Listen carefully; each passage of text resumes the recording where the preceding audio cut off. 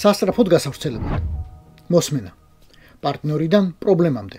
საქართველოს ანტიამერიკული შემოbrunება. 4 შაბათი 2025 წლის 10 სექტემბერი 14 საათი და 30 წუთი. გამოცხადებული პიზეცის ქრონიკა თუ რამეა ესაა ბორინგა რადნოი. ამ დღეს, ამ საათსა და ამ წუთზე ყველაფერი არა, მაგრამ რაღაც დასრულდება. დასრულდება მოლოდინი, რომ შენ ტრამპთან რამის დამლაგებელი ხარ. დასრულდება მოლოდინი, რომ მუდამ გაგიტარებენ საქართველოს გადაგდებას არაბუნებრივ კალაპოტში, რომ არასდროს შეამჩნევენ, რომ რაღაცებს ათამაშებ ტრამპის მიერ მთავარ საფრთხეებად გამოცხადებულ ჩინეთთან და ირანთან. რუსეთს რომ თავი დავანებოთ უკვე. და რომ გაგიუქმებენ პირად სანქციებს.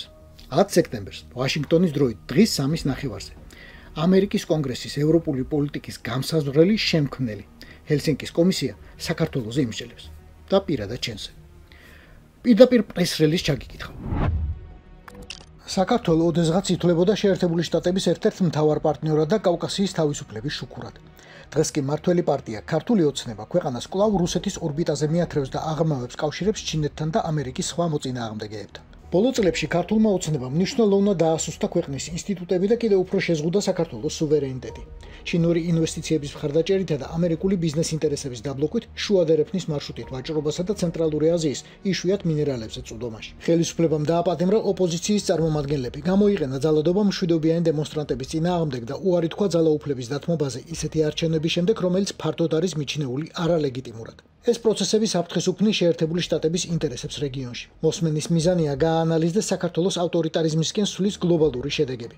მოწმეები ასევე განიხილავენ შეერთებული შტატების შესაძლო ნაბიჯებს, მათ შორის ორპარტიული მეგობარი აქტის მიღებას, რომლის მიზანია ქართველი ხალხის დახმარება, რომელსაც სურს დამოუკიდებლობის გამყარება და შეერთებულ შტატებთან ხანგრძლივი და ურთიერთსასარგებლო თანამშრომლობა.